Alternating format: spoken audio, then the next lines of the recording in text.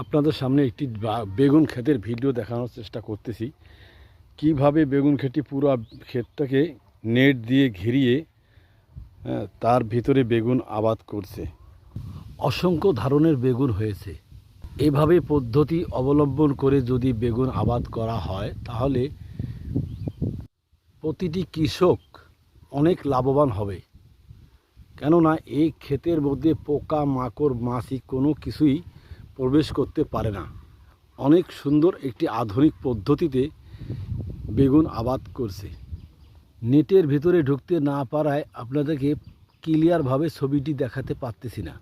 দেখুন কিভাবে নেট দিয়ে ঘিরছে, ঘিরিয়ে উপর পর্যন্ত নেট দিয়ে আবরণভাবে রেখেছে, যেহেতু কোনো পোকামাকড় ভিতরে ঢুকতে প্রবেশ করতে না পারে।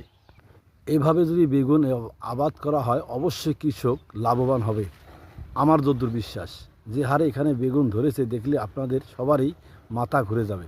অনেক অনেক বেগুন হয়েছে। অসাধারণ অসাধারণ বেগুন ধরেছে, অসাধারণ বেগুন, প্রচুর বেগুন, যথেষ্ট পরিমাণ ফলন ফলেছে। দেখুন প্রতিটি গাছেতে কীরকম বেগুন, একটি গাছেতে 15-20টি করে বেগুন। আপনাদের সকলকে অসংখ্য ধন্যবাদ ভিডিওটি দেখার জন্য।